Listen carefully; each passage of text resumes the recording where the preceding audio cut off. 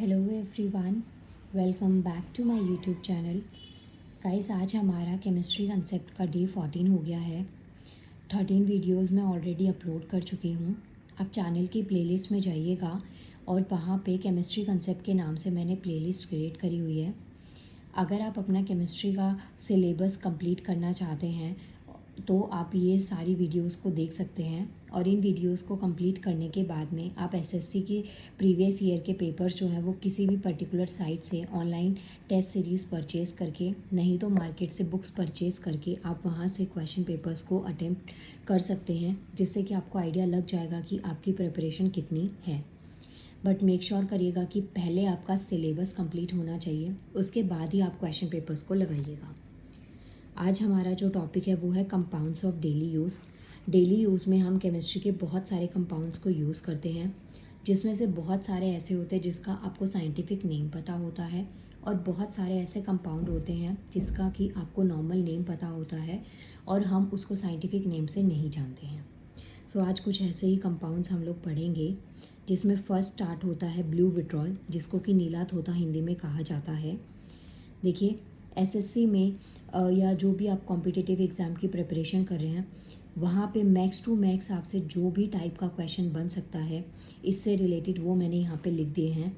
Still आपको लगता है कि अगर मैंने ये इन्फॉर्मेशन थोड़ी कम लिखी है तो आप मुझे कमेंट कर सकते हैं, जिससे कि बाकी और स्टूडेंट्स को भी उससे हेल्प मिल जाए। सो यहाँ पे देखिए, ब्लू विट्रॉल, जिसको हिंदी में कहते हैं नीला तोता, इसका फॉर्मूला क्या है? CuSO4.5H2। और एक चीज़, ये जो ब्लू विट्रॉल है ये एक लाइट पॉइज़न होता है। लाइट पॉइज़न मतलब जो धीरे धीरे असर करता है, लेकिन हाँ ये जहर होता है। धीरे चाहे करे चाहे एकदम फास्टली करे, बट हाँ ये इंसान को धीरे धीरे ख़त्म कर सकता है। इसमें नेक्स्ट, इसका नाम आपको पता होना चाहिए। CuSO4.5H2 मैंने लिखा है, इसका नाम क्या है? Copper sulphate. CuSO4 का मतलब हो गया कॉपर सल्फेट। यहाँ पे 5 है, 5 का मतलब हो गया पेंटा। 4 होता तो टेट्रा। आपको याद रखना है, यहाँ 5 है तो ये क्या हो गया? पेंटा। और H2O को हम बोलते हैं हाइड्रेट। सो इसका पूरा नाम क्या है? कॉपर सल्फेट पेंटा हाइड्रेट। गाइस देखिए, इसमें से आपसे क्या क्या क्वेश्चन कैसे पूछा जा सकता है। पहला क्वेश्चन तो ब्लू विट्रॉल का केमिकल फॉर्मूला। सेकंड क्वेश्चन, ये जो केमिकल फॉर्मूला है इसका नाम क्या है, इसको किस नाम से जाना जाता है। ब्लू विट्रॉल के जो फॉर्मूला है इसमें आपसे ऐसे भी दे दिया जाएगा और ऐसे वर्ड की फॉर्म में भी दे दिया जाएगा। आपको दोनों ही तरीके से लर्न होना चाहिए। सेकंड, आपको कोई भी ऑप्शन में, 4 ऑप्शंस में ऐसे पूछा जा सकता है कि इनमें से कौन सा लाइट पॉइजन है जो कि बहुत ही स्लो वर्क करता है लेकिन जहर है। आप सबको पता होना चाहिए। सो आपको इसका आंसर टिक करना है। अब देखिए, ये चीज़ें हो गई। इसके बाद में आता है इसका यूज़ किस में किया जाता है। ब्लू विट्रॉल का यूज़। अब देखिए, यहाँ पे इसका पहला यूज़ तो ये है कि जो स्विमिंग पूल होते हैं या वाटर टैंक होते हैं उसको क्लीन करने के लिए यूज़ किया जाता है। इसके अलावा जो कोविड का टाइम था उस टाइम पे इसका बहुत यूज़ हुआ था। जो हैंड सैनिटाइज़र है, मोस्टली ब्लू कलर के जो आते थे, जितने भी आपने देखे होंगे, mostly hand sanitizer blue colour के थे। वो जो ब्लू कलर था उसमें वो ब्लू विट्रॉल नीले तोते की वजह से ही था। सो ये यूजेस आपको याद रखने हैं। नेक्स्ट हमारे पास में सेकंड आता है, जैसे यहाँ मैंने बोला ब्लू विट्रॉल नीला तोता, ऐसे ही नेक्स्ट आता है ग्रीन विट्रॉल, या जिसे कहते हैं हरा कसिस। अब ये इसका हिंदी नेम है और इंग्लिश नेम दोनों ही आप याद रखिएगा। कोई भी आपकी लैंग्वेज है उस अकॉर्डिंग आप इसको पढ़ सकते हैं। जैसे आपने इस वाले में, ब्लू वाले में, नीला तोता में जो क्वेश्चंस पढ़े, वही सेम क्वेश्चंस इसमें भी आप पढ़ेंगे। जैसे पहले इसका केमिकल फॉर्मूला FeSO4.7H2O। सेकंड, इसका नाम आयरन टैबलेट्स फॉर अनीमिया। ये देखिए, ये जो है FeSO4, इसका यूज़ किस में किया जाता है? जो एनीमिया पेशेंट होते हैं, जिसके अंदर किसकी कमी होती है? खून की कमी से एनीमिया हो जाता है। मोस्टली ये जो बीमारी है, ये डिज़ीज़ है, ये प्रॉब्लम मोस्टली जो वीमेंस होती हैं, फीमेल होती हैं, उनके अंदर देखने को मिलती है। इस सिचुएशन में क्या किया जाता है? उनको आयरन की टैबलेट्स दी जाती हैं।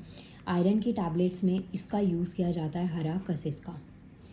इसके अलावा कास्टिक सोडा, इसका आपको पता होना चाहिए। ये हमारा थर्ड है। सेकंड के बाद में क्या आता है? थर्ड। कास्टिक सोडा है, जिसको क्या कहते हैं? जिसका फॉर्मूला है NaOH।